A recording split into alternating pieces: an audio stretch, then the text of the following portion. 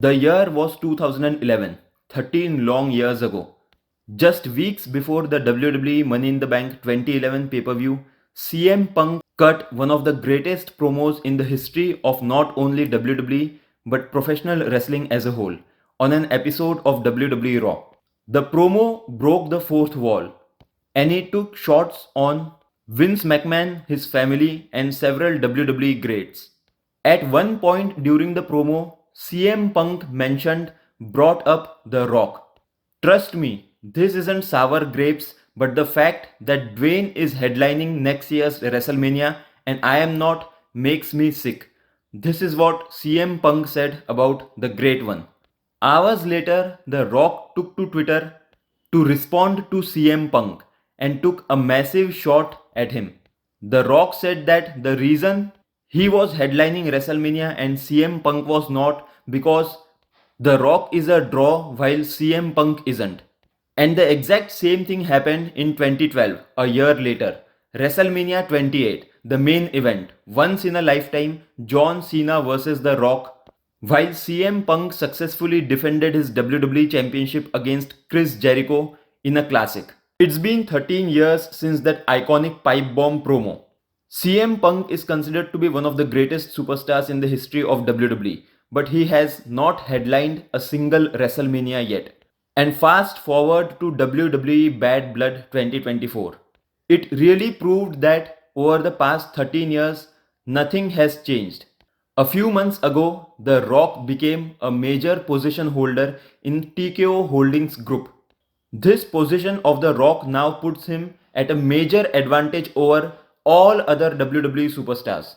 He can do whatever he wants. He can say the things that he wants without anyone telling him not to. He tried to steal the main event of WrestleMania XL from Cody Rhodes, but thanks to WWE Universe's backlash, he had to step back and give back Cody Rhodes his main event spot. He then made it clear to Cody Rhodes that he would be back somewhere down the line and target him.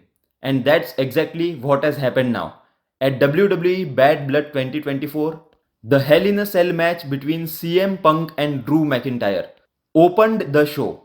This match is now being considered by many WWE fans as one of the greatest matches in the history of WWE. And yet, this match opened the show. And the reason behind this was the politics of the bloodline. Triple H is the CCO of WWE, but even he can't do anything in front of The Rock, who's now his boss. The Rock was set to make his big awaited return at WWE Bad Blood, and there was no chance that he was going to return in the opening segment of the big PLE. And that's why WWE had to put CM Punk vs Drew McIntyre, an instant classic Hell in a Cell match, in the beginning. The Bloodline vs Roman Reigns and Cody Rhodes, this blockbuster tag team match headlined the show. After Cody Rhodes and Roman Reigns defeated Jacob Fatu and Solo Sikoa, The Rock made his big return finally and was carrying the championship belt that he got made for himself ahead of WrestleMania XL earlier this year. The Rock didn't do anything, he simply stared at Roman Reigns and Cody Rhodes, and a few seconds later, he headed backstage. While one of the greatest matches in the history of WWE was forced to open the show, an appearance by The Rock where he did absolutely nothing closed the show. CM Punk was so right about The Rock. And after all these years, absolutely nothing has changed. CM Punk is still not a main eventer, while The Rock, who didn't even wrestle, had the last laugh, was the final image of the show, was the one to close the show. What do you think of this assessment? Do you think CM Punk vs Drew McIntyre's Hell in a Cell encounter should have closed WWE Bad Blood 2024? Or were you happy with the fact that The Rock's return to WWE closed WWE Bad Blood 2024? Let me know in the comments below.